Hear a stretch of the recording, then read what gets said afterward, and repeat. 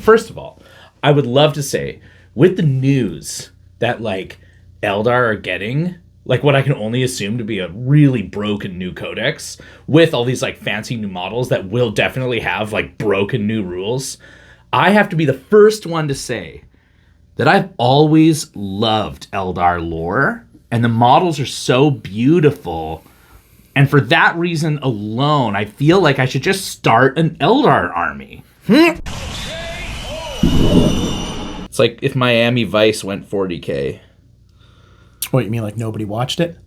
Hey everybody, this is Space Marine Steve from Play on Tabletop, and here at Hyperspace Hobbies with my good friend Ian, who's incredibly envious of my shirt. And it is true. Not true. There's so much stuff to talk about today. Like, this Tuesday morning is just stacked full of all kinds of wild stuff. And first of all, from the 1st to the 24th of December, they are releasing new detachments for every single army. This is wild. This is like a whole new index, essentially, over the course of Christmas. And what an awesome gift for Games Workshop to give everybody. I love it. I think that this is such a phenomenal choice for them. I can't wait to talk about it. This is going to be great. It's absolutely insane. And the previews of some of the models, like the Death Corps of Craig stuff, looks so cool. Yeah, rest in peace, everybody's wallets. I can only imagine what that web store is going to look like when that box goes up for pre-order. Like, it's going to crash every server. The site's not going to work, right? Like, it's going to be nuts. And not only that, there is a ton of new Eldar models. Oh, they all look so good. They all look really, really sharp. I hate how good they look. I don't like that they're all in 5-man boxes, though. Like a box of 5. I mean, they're always like that. Eldar is usually sold like that. I know. They've always been sold like that. I feel like they should be in a box of 10. They're such small models. Yeah, but you don't want to run them always in box of 10. But I mean, like, they're super elite. The point per dollar ratio in Eldar is like one of the few that does almost sort of make sense, because usually the models are so expensive when you play them. But it also means that they're going to be really good. Like, Eldar models have traditionally been really strong in terms of like game performance, and I can only imagine that will hold out in this new book. But it's hard. It's so hard to say. Like, Eldar on 10th ed release was uncontrollable. Yeah. Right. It was a bit hard to manage, and I hope they dial some of that back a little. I hope they dial some of it back too, for the sake of the game in general. And I think they're getting better at dialing in what those codex rules are supposed to really look like. There's been very few codexes that have come out now that are like really shaking the tree. Do you know what I mean? Yeah, like 75% win rates, and then they have to nerf them and nerf them and nerf them. There's been less and less of that. Yeah. Are we not going to talk about all the Phoenix Lords? They also got. Oh, right. They got Baharoth, they got Fugan, they got Azuraman, and a new Phoenix Lord, Lycus, the Whispering Web, which looks awesome. So yeah, all the Phoenix Lords get their little elite squads. It's going to be super cool for Eldar. Yeah, I am not excited, but also very excited. Yes, I know. Yeah. Everyone is going, going, What is it about Eldar that makes us all do that? Is it just because every so often they like loop? It's the cycle comes around in the game where everyone's like, "Oh my gosh, it's so agitating." The thing that bugs me about Eldar is the fate dice. They could just choose to use a dice as a. Yeah, but that's only been around in this edition. That feeling around Eldar has been like around forever. Well, they have a lot of counters to everything. Like they don't have a particular weak spot besides being like sort of soft, but in some ways they're like the most durable army in the game. It's kind of strange. Like if you go with Wraith Knights and all that stuff, all of a sudden you're like, oh, well, I'm actually like one of the toughest armies in the game if I just lean into that. So they have kind of an answer for everything. Yeah. If they want to go that route. And route. They're really tricky. They move fast. Yeah. A lot of fly, a lot of like weird interactions in the way that the game is. Like in your movement phase, I get to move something. You're like, holy crap. Like with the Incarn, right? Like the Incarn's like, this thing dies, and so it teleports immediately, and then I also get to pile in and fight you. And you're like, what? Yeah. What are you talking about, right? Like that thing is wild. Yeah, there's a lot of just wild rules, and it makes it's like it's almost like the old Death Watch stuff where you're just like, the gotchas just come at you in every capacity. And I guess that's probably what does it. It's the amount of gotchas that they have. Yeah. All right. So the biggest news. GW's giving us this advent calendar. And it's all new detachments that are legal and playable the day that they released for both match play and for Crusade. This is going to be pretty wild if you like, oh yeah, you want to play a game on like the 8th. You're like, cool, yeah, I got some time. And then like that morning, your army gets an index. Yeah. And you're just like, oh geez, I'm just going to move my stuff around and play this brand new thing that just came out like this morning. It's phenomenal. It's wild. What armies need this the most? On a personal note. Oh, yeah, I wonder what he's going to say. Yeah, look at the shirt. What's he going to say? I think Tau actually really needs... They kind of do. They do actually. Tau does actually need one. They only have 4 detachments, and one of them is the Kroot detachment, so it may as well not matter. Yeah, that Kroot detachment is super cool, very fluffy, doesn't have play. They just need something more. Mm-hmm. Like 4 detachments in a book, to me, especially when one of them is like we made new models and we want you to buy them detachment, it just doesn't seem like enough. You don't get to be creative when you play Tau. Yeah. I'd love to see a little bit more in there. So I think Tau actually did. But Codex Space Marines do actually need an extra one. Yes. But not... The downside to Codex Space Marines is the fact that they are effectively like a vessel for the more plentiful options that are, Blood Angels, Space Wolves, and Dark Angels. Yeah. Because they have supplements...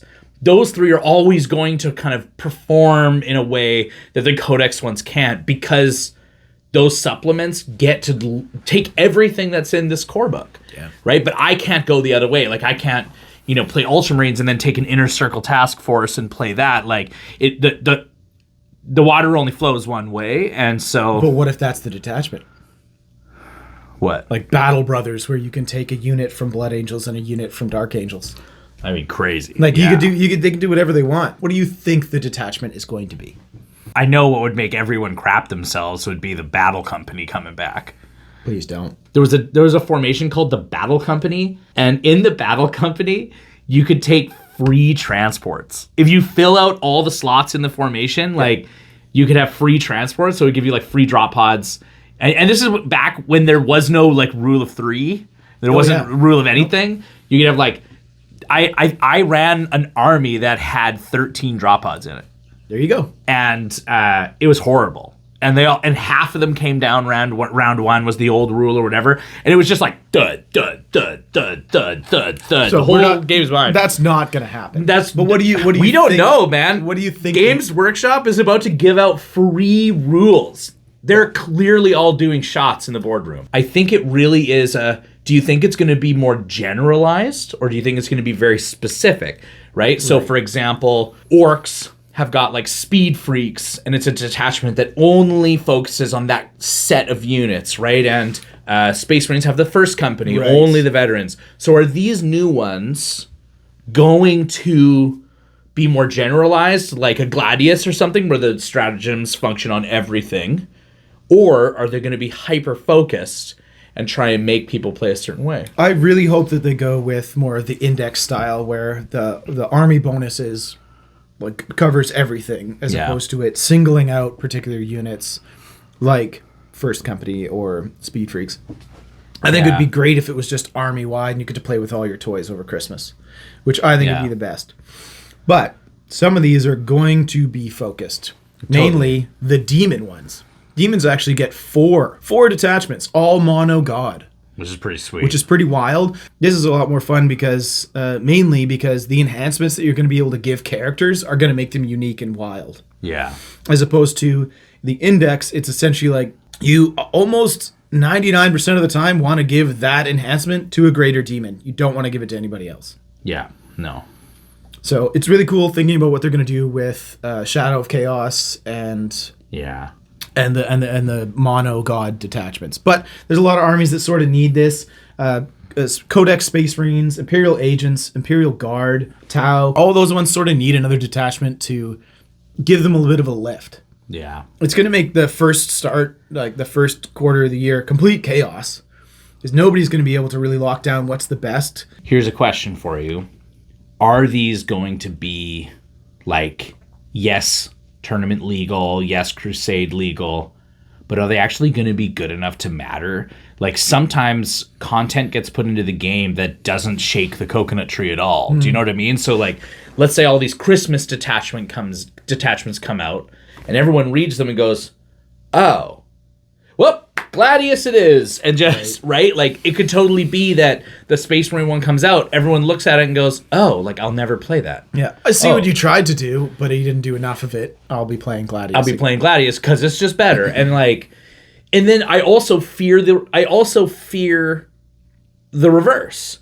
I fear the Christmas detachment coming out, and then everyone just taking their books and like just shredding them, right? Like, because, the Christmas detachment is the best one without question, and so Christmas detachment it is, which right? Everyone's going to be calling it the Christmas detachment, right? So I don't know. What do you think? Tell us down in the comments. Like, do you believe that these detachments, when they come out, are gonna matter, right? What are your hopes and dreams for these detachments? Like, let's hear what you think. Let's talk about it a little bit in the codex. Like, let's each give out one hope. What's one hope that you have? Like, what do you hope one of the demons one does? I hope that they could make demonettes a functional unit in the game. Okay, so the Slaanesh one makes demonettes good. Yeah, like that. It's a wild thing. Not even good, functional. It's a wild thing to request. But even if they're mildly functional, right now they're like just too expensive. They just don't hit hard enough. Everything about them is not really where it needs to be. I think if like in the Shadow of Chaos, they got First Strike and Advance and Charge army-wide, that might do it. Yeah. But the problem is that if somebody charges them, they die. Yeah. Which is not where you want to be when you're dedicated close combat. No, not even close. What do you think? What do you want for Space Marines? For Space Marine, honestly, I would actually love it for them to make some of the battle line units a little bit better. Like, I would love a detachment that goes like, if you use this stratagem on a battle line unit, it does whatever. Like, because something that I do actually miss is playing more like intercessors and tactical marines, and I usually include one or two of those units in my armies, but oftentimes they are sequestered into they're holding my back objective. And then everything else is doing the actual work. Where, like, in the lore, a squad of intercessors can bust into an entire facility and bring it all down. Oh, yeah, they're a nightmare to behold. They're a nightmare. And so, like, same with a tactical squad. Like, I would love to have a little bit more support for some of those battle line units to help them, like, get up there and be the Space Marines that they are kind of in the lore. And so, should they be busted? No, of course not. Absolutely not. Just something to make them feel a little bit more elite. Yeah, something to make them feel a little bit more elite and get more of them onto the table, because I like playing with those core units. Absolutely. So that's something I hope. Yeah. Thank you all so much for joining us. This has been Space Marine Steve in this moderately cool shirt. It's super cool. You can comment on this too. And your good friend Ian. Look at the shirt. Happy Tuesday. Look at it. Look at it in its eyes. I'm not going to look at it. Look at it in the eyes. I don't want to look at it. Look at it in the eyes!